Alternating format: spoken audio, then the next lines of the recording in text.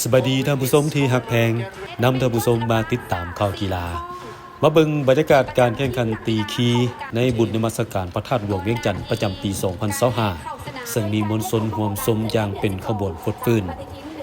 การแข่งขันตีคีเป็นกิจกรรมประเพณีที่อยู่คู่กับบุญพระธาตุหลวงมาอย่างเหิ่งนานเป็นมรดกทางวัฒนธรรมเป็นสัญลักษณ์แห่งความสามัคคีปรองดองซึ่งปฏิบัติสืบทอดกันมาถึง 465 ปีตามประเพณีแม้นจัดขึ้นในตอนบ่ายมื้อสุดท้ายของบุญ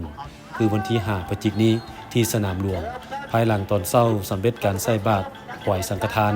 โดยมีท่านผู้วงคำสาวห้องเจ้าของนครหลวงเวียงจันทร์ห้องประธานจัดงานบุญนมัสการพระธาตุหลวงเวียงจันทร์ประจำปี 2025 มีบรรดาการนำภาครัฐทูตานุทูตคณะผู้สอบที่เกี่ยวข้องพร้อมโดยมวลชนทางภายในและต่างประเทศเข้ามาร่วมชมอย่างเป็นขบวนฟดฟื้นการตีขี้เปรียบเหมือนกีฬาพื้นเมืองชนิดหนึ่งจัดขึ้นเพื่อเต้าหุมความสามัคคี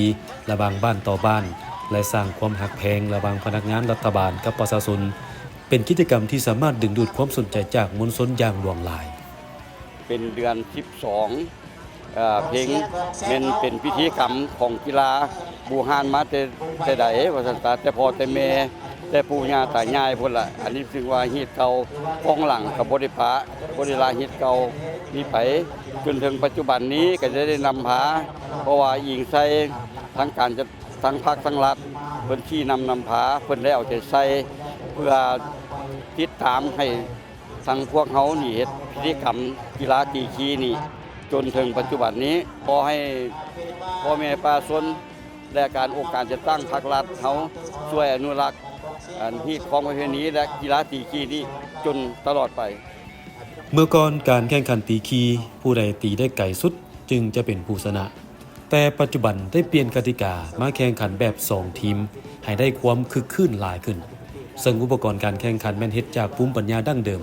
เส้นไม้ตีเฮ็ดจากเง่าไม้ไผ่หรือโคนต้นที่ได้ออกมาเป็นรูปทรงโค้งส่วนลูกคีเมื่อก่อนเอาแพมาพันเป็นหน่วยทรงกลมแต่ปัจจุบันประยุกต์ใช้วัตถุที่ม้วนกลมลักษณะคือหมักบานเพื่อสะดวกในการใกล้เกียมและแข่งขันขณะที่โกนหรือประตู2ฝั่งเมื่อก่อนเอาไม้มาสร้างเป็นโกน4แจแต่ปัจจุบันประยุกต์เอาเหล็กเพื่อความแข็งแกร่งเป็นลักษณะคือโกนบาดเตะด้วยขนาดน้อยใหญ่ตามความเหมาะสมตามความกว้างของเดินและจำนวนนักกีฬาที่จะลงสนามซึ่งกำหนดทีมละ11คนหรือหลายกว่านั้นก็ได้มาเสียนี่แหละมาเสียนี่แหละ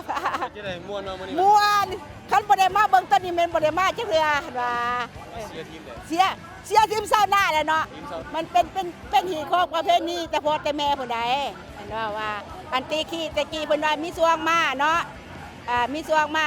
มาตีขี้เดี๋ยวนี้มันบ่มีมาให้สวงแล้วหั่นน่ะมีตั้งแต่ว่าตีขี้หังมาเบิ่งเพราะว่าเป็นพอประเพณีตั้งแต่พ่อแต่แม่พูดในการเบิ่งตีขี้ครั้งนี้มีความรู้สึกตื่นเต้นมีความสนุกสนานม่วนซื่นหลายและมีความตื่นเต้นในทุกๆปีไม่ว่าจะเป็นปีใดก็ตามมีความม่วนซื่นสนุกสนานคนหลายทุกปี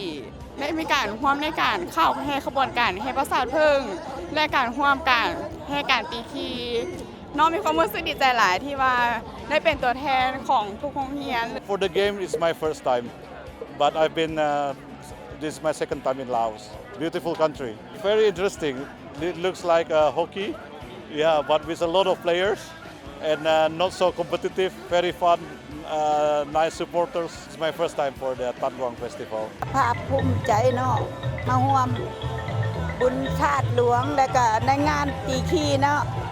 ตีขี้ในนะตอนนี้ละแม่นว่าประชาชนน่ะชนะพนักงานในเมื่อเป็นจังซี่พวกเฮาก็สิคุ้มกินคุ้มอยู่มีกินมีอยู่เนาะและเฮียห้องมวลชนพร้อมเพรียงกันเป็นจิตหนึ่งใจเดียวและอีกอย่างหนึ่งงานบุญพระธาตุหลวงพวกเฮาปีนี้มันสะอาดสะอ้างและเป็นระเบียบเรียบร้อยสำหรับทีมที่เข้าร่วมแข่งขันดังที่หลายท่านรับรู้แม้นเอาฝ่ายประชาชนพบกับฝ่ายรัฐบาลซึ่งผลการแข่งขันตีคียังสามารถทวยชะตาของบ้านเมืองได้ตามความเชื่อที่เราสืบต่อกันมาหากปีใดฝ่ายรัฐบาลชนะปีนั้นฝนบ่ตกต้องตามฤดูกาลผลผลิตบ่สูงข้าวมากป่าแพงมีโจรขี้ลักยัดแงะหลายเกิดพยาธิระบาด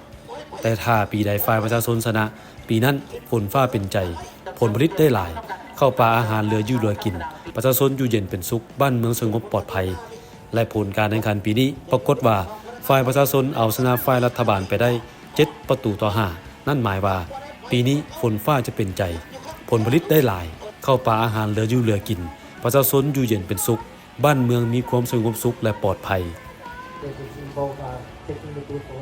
พวกน้องขออนุญาตนะเพื่อเป็นสัญญาณให้ครับการนำ